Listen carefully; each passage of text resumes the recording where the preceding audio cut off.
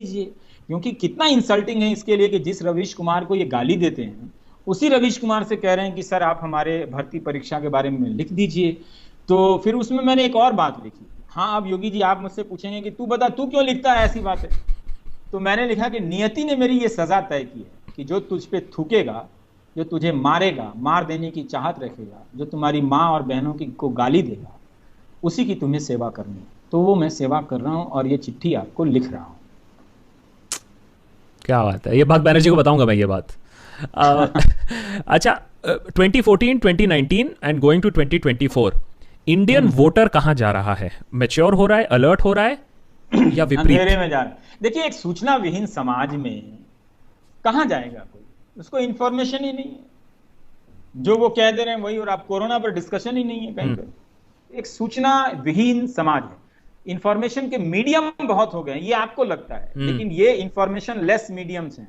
और ये हमेशा जो फर्स्ट जो मूवर है उसके फायदे में अब काम करेंगे, क्योंकि इलेक्टोरल बॉन्ड के बाद पैसा किसके पास आएगा? ज्यादातर उन्हीं लोगों के पास आएगा जो सत्ता में है। तो वो सारा खेल पैसे का है और इंफॉर्मेशन का है, जिसमें वो जीत चुके हैं। अगर जनता के हिसाब से, बदलाव के हिसाब से देख रहे हैं, तो जनता को बीजेपी या कांग्रेस से पहले अब खुद से लड़ना है। जनता की लड़ाई जनता से है, उसकी जनता होने से लड़ाई है। और अगर वो अपने से लड़ाई नहीं लड़ेगी तो ना तो वो कभी बीजेपी को हरा पाएगी, ना कांग्रेस को हरा पाएगी। इन दोनों दलों को जिताते हुए वो हमेशा ही हारती रहेगी। और आपको क्या लगता है दीवारों कि पर ये बात लिखवा दीजिएगा, बड़े काम की बात है। और आपको क्या लगता है, ये जो जनता को जनता से लड़ना पड़ेगा, और ये जो जहर जो घोला गया है, चाहे इलेक्शन खत्म हो ना हो, ये जो सोशल फैब्रिक में जो दरार आई है, रिफ्ट आई है, जो रप्चर आया है, इसको सुलझाने में कितना टाइम लगेगा? क्योंकि अब तो कोई सालों की बात नहीं कर रहा है, इलेक्शन की बात नहीं कर रहा है, जनरेशनल की बात कर रहा है। तो कितना गहरा चोट है ये? लंबा समय चलेगा कि जो छोटे मोटे मोहल्ले में के अनुभवों से जो बायस थे लोगों के बीच में, अब उसको लेजिटिमाइज कर दिया गया, उसको बड़ा कर दिया गया है। उससे सूट करने वाले बहुत तरह के इंफॉर्मेशन से लैस कर दिए गए हैं। आप खुद जानते हैं कि फेसबुक ट्विटर क्या करता है ना। मेरी पेज पे वो फेसबुक भेज रहा है कि रिपब्लिक टीवी देखिए, बताइए। कभी मेरे पेज पे ये नहीं भेजता कि रवीश कुमार को देखिए, है ना। तो एल्गोरिदम से ये सारी चीजें, आकाश माफ कीजिएगा, फिक्स की जाती हैं। और यही इसी प्रक्रिया से फिक्स करके आपको बताया जाएगा कि आप जिनोसाइड हुआ नहीं, हिटलर ने जिनोसाइड नहीं किया। ये तो फैक्ट बात है ना कि यूट्यूब और फेसबुक से काम हुआ। गार्डियन में बाकायदा रिपोर्ट छपी है और लोग मानने वाले हैं कि इस तरह के 60 लाख यहूदियों की हत्या नहीं हुई। तो इतिहास का रेफरेंस पॉइंट बदला जा सकता है, ये अब संभव है।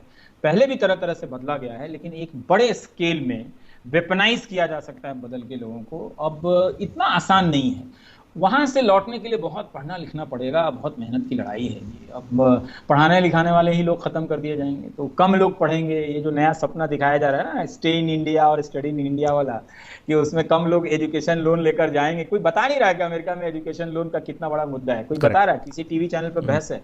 नहीं है। तो मीडिया को, देश के लोगों को समझना पड़ेगा कि ये सिर्फ लोकतंत्र का हत्यारा नहीं है, ये जनता का कातिल है जी। अगर इस मीडिया को अगर वो देखना नहीं छोड़े तो वो एक दिन उसी का प्रतिरूप बनते जाएंगे और वो हत्यारे में बदल देंगे। जब उन्हें हिंसा के अलावा, उग्रता के अलावा कोई दूसरा तरीका नहीं मिलेगा कि कैसे इन बातों पर विचार किया जाए, तो वो चीज़ देखनी पड़ेगी कि बहुत मुश्किल लड़ाई है, बहुत और वो एक बड़े स्केल से बदला गया ना। 5-6 साल में बड़ी एनर्जी लगाई गई, जगह जगह पे व्हाट्सएप लाखों फ़ोन पे पहुंचाया गया, फेसबुक के पेज बनाए गए, जो अभी कंट्रोवर्सी हुई है वो लोगों से पहुंचा। इतनी जल्दी तो वो नहीं निकलेगा। अब वो उनके भीतर वही है कि भगवान जी दिख जाएं, लेकिन मेरा ट्रांसफर पोस्टिंग हो जाए तो हम थोड़ा सा लड्डू चढ़ा आते हैं। पर इसलिए नहीं जाएंगे भगवान जी के पास कि हमें नैतिक बल दीजिए ताकि हम झूठ के खिलाफ खड़े हो सकें। और जो झूठ बोलने वाले लोग हैं वही भगवान के सामने, प्रभु राम के सामने जाकर सत्य की तरह खड़े हो जाए। तो हम देख रहे हैं, तो इसका वर्णन तो हमारे धर्म शास्त्रों में है ही कि कलयुग आएगा तो इस तरह का नजारा देखना होगा। तो देख रहे हैं, सतयुग तो आएगा नहीं अब। और इसीलिए शायद इंडिया में फेक न्यूज इतना ज्यादा फैलता है, क्योंकि शायद हम भी एक्सेप्ट कर लेते हैं, सत्य से ज्यादा हम फेक को ही एक्सेप्ट कर लेते हैं। हाँ, अच्छा, तो क्योंकि उनको पता है कि भगवान जी माफ कर देंगे, लेकिन भगवान जी किसी को माफ करने वाले हैं नहीं। वो अच्छा कुछ चलिए, नहीं ये तो है। हुई सीरियस बातें हैं। मैं टुवर्ड्स द एंड कुछ आपसे आपके बारे में सवाल करना चाहता हूँ, क्योंकि देखिए जब हमने बताया अपने जो हमारी जो कम्युनिटी है देशभक्तों की, एक डिस्कॉर्ड सर्वर है, एक यूट्यूब पे कम्युनिटी है, तो बहुत सारे सवाल रवीश के बारे में भी आए। कुछ इंटरेस्टिंग भी हैं एक्चुअली, और मैंने आपको भी शायद कुछ सोचने का मौका दे। एक सवाल है कि क्या रवीश, हम कॉन्फर्मेशन बायस की बात करते हैं, तो सवाल ये है कि क्या रवीश भी कभी कॉन्फर्मेशन बायस में फंसे हैं? क्या आपने रियलाइज़ किया है कि यार मैं भी शायद, मैं जल्दी लपक गया इस न्यूज़ पे, एंड देन आपने अपने आप को संभाला? ये कॉन्फर्मेशन बायस क्या सबके अंदर है, सबको इससे जूझना पड़ेगा? बहुत टफ चीज़ है, और बहुत ही ये चीज़ ना आए किसी चीज़ को शेयर करते समय या करते समय ज़रूर हुआ होगा। अभी तो याद नहीं आ रहा है कि कौन सा ऐसा प्रसंग रहा हो, कोई पोस्ट किया हो। लेकिन थोड़ा सतर्क रहता हूँ। हम्म। लेकिन एकदम से मैं नहीं कहूँगा कि ऐसा मेरे साथ नहीं हुआ होगा कि मैंने लपक के कुछ शेयर नहीं किया होगा, पर याद नहीं आ रहा है, पर ज़रूर किया होगा मैंने। ऐसा नहीं है कि ऐसा नहीं हुआ होगा मेरे से। आप आप पत्रकारिता में काफ़ी, ये आपके लिए नौकरी नहीं है, ये नौकरी से बहुत ज़्यादा है, क्योंकि जब आप फ्री टाइम भी होते हो तो आप उसी सब्जेक्ट पे ही लिखते भी हो। तो बहुत सारे सवाल हैं एक्चुअली, क्योंकि और लॉकडाउन के बाद तो लोगों ने रियलाइज़ किया कि मेंटल हेल्थ कितनी बड़ी चीज़ है। आप पर मानसिक प्रेशर कितना पड़ता है? क्योंकि वो दिखता है कि आपको इफेक्ट करता है। ये आपके लिए सिर्फ खबर पढ़ना नहीं होता, आप रात को खबर पढ़ते नहीं हो, आप फील करते हो। तो उसका मानसिक इम्पैक्ट क्या होता है आपके ऊपर? बहुत सारे सवाल हैं इस पर। मैं ये सोच रहा हूँ आकाश, की मैं क्यों ये बात बता दूँ लोगों को, उससे क्या फ़र्क पड़ेगा। लेकिन हाँ, बहुत बहुत फ़र्क पड़ता है। और बहुत कम रिसोर्स में काम करता हूँ और मैं रोज़ 6,000 शब्द टाइप करता हूँ। जो डिलीट करता हूँ टाइप करने के बाद, उसका हिसाब नहीं बता रहा हूँ। हम्म। अगर आप कहेंगे कि रोज़ शाम को मुझे कॉपी भेज दिया कीजिए, मैं गिनना चाहता हूँ, तो मैं भेज दूंगा आपको। ठीक है। तो हम लोग करीब करीब जिस दिन कम करते हैं उस दिन 4,000 शब्द होते हैं। हम्म। तो 6,000 शब्द को टाइप करना आसान नहीं होता है। और हर तरफ लोगों की तकलीफ़ की खबरें होती हैं, और यही हमारा काम भी है, लोगों को बताना। जी। तो आप हर दिन उस एंग्जाइटी से गुजरते हैं कि अब बहुत लिमिटेड रिसोर्स है। और उसमें भी हम लोगों ने किसी तरह से मैनेज किया, बहुत अच्छे अच्छे प्रोग्राम बनाने के लिए बनाया भी।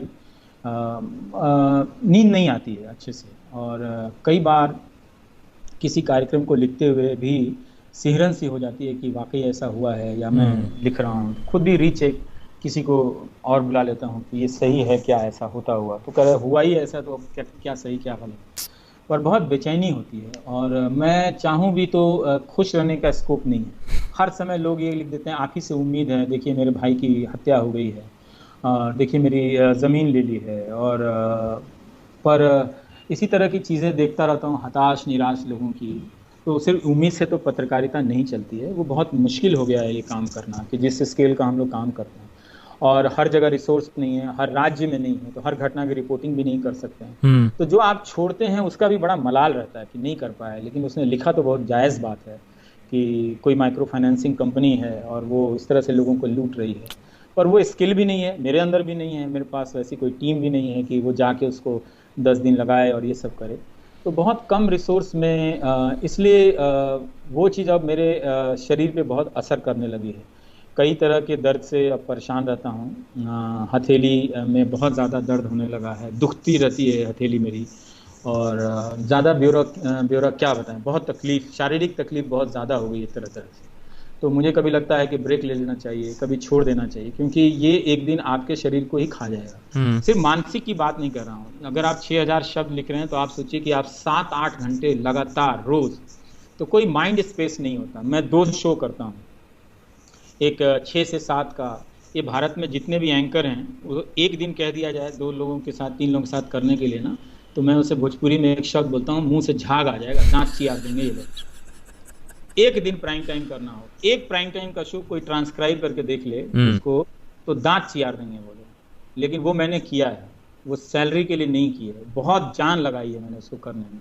तरह तरह से सोचा है। कई बार मुझे देख के लगता है कि जो अकेला प्रोड्यूसर है उस एक मशीन पे काम कर रहा है, बेचारा कैसे कर दिया ये। हम्म। फिर उसको रात में बोलना पड़ता है, यार ये मतलब मैं तो बहुत शर्मिंदा हूँ कि तुमने भी ऐसा कर दिया। अच्छा, कल मैं कोई हल्का वाला कर दूंगा, 2-3 लोगों को बुला के बात कर लूंगा जिसमें तुमको मेहनत ना करनी पड़े। ये बहुत ये समझना है कि जो भी एंकर 3 लोगों को बिठा के काम चर्चा करता है ना, उसमें कोई काम नहीं होता है। ये मैं आपको फिजिकली दिखा सकता हूँ। आप मैं जहाँ बैठ के काम करता हूँ वहाँ एक सीसीटीवी लगा दो, और जो एंकर ऐसा शो करता है वहाँ एक सीसीटीवी लगा दो, उसके पूरे दिन भर की प्रक्रिया देखिए। वो जो 3 खबरें आती हैं और ट्विटर पे आप लोग जिस तरह के एंगल देते हैं अपने बहस के दौरान, उसको लेके वो चला जाता है डिबेट करने। तो उसमें कपड़े गंदे नहीं होते, बाल वाल भी नहीं झड़ता है जल्दी, नींद भी अच्छी आती है कि शो भी हो गया, और एक कैप्शन भी लगा दिया। मेरा रास्ता मतलब सेल्फ किलिंग का रास्ता है, और वो फिजिकली पॉसिबल नहीं है उस तरह के जर्नलिज्म को रोज करना। मैं 10 बजे खत्म होता हूँ तो 11 बज जाता है, खुद ही वो शो अंदर आपके भीतर नाच रहा होता है, ठीक है, वो खत्म नहीं होता है। तो बच्चे होते हैं, उन पे मैं ध्यान नहीं दे पाता, वो लोग भी कहते हैं बाहर निकलो बाहर निकलो, तब तक मैं सोने लगता हूँ, और 8 बजे से मैं फिर सुबह काम करने लग जाता हूँ। तो एक तरह से ये बहुत ज़्यादा हो गया है, मुझे नहीं लगता कि मैं ज़्यादा फिजिकली सस्टेन कर पाऊंगा।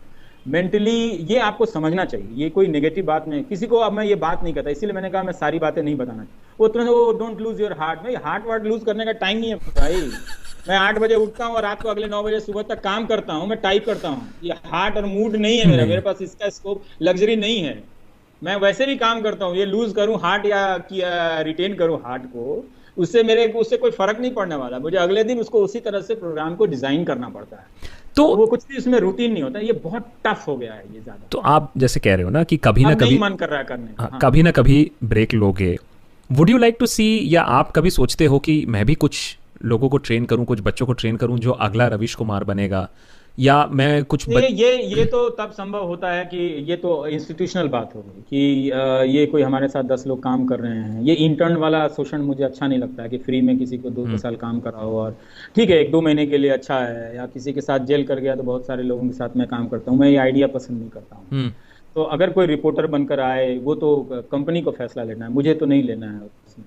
तो वैसी चीज़ें होती तो मैं ज़रूर करता। फिर वो फैसला इस बात से भी जुड़ता है कि क्या आपके पास उतना रिसोर्स बैकअप है कि आप 4 लोगों को हायर करके रवीश कुमार को टीम दें और फिर वो रिपोर्टिंग करें, उसका पैसा उसका खर्च हो, क्या ये हो पाएगा? तो ये हो नहीं पाएगा। अब यार मैं इतना भी मुगालता नहीं पाल लिया कि मैं ही सबसे अच्छा जर्नलिस्ट हूँ और एक इंस्टीट्यूट खोलकर लोगों को सिखाने लगूंगा। पता नहीं, वो रास्ता मुझे पसंद नहीं आता, पर ज़रूर मेरा मन करता है कि ये स्किल लोगों को बांटें। लेकिन कहाँ बांटें? उसको बांट भी देंगे तो क्या उसको इस तरह का फॉर्मेट मिलेगा? नहीं मिलेगा ना। क्या मैं अपने ही चैनल के भीतर ये जो डिबेट शो होता है उसको बदल पाता हूँ? नहीं बदल पाता। तो वो चल रहा है, जबकि मैं नहीं देखता, मैं कोई टीवी नहीं देखता। मैं तो दुनिया को ये जानना चाहिए कि ये टीवी में, जिस टीवी के लिए ये आदमी 14 घंटा मिनिमम काम करता है रोज, उस टीवी को ये कभी नहीं देखता। क्योंकि कोई चैनल नहीं है इस कमरे में, कोई टीवी नहीं है, वो देखता नहीं।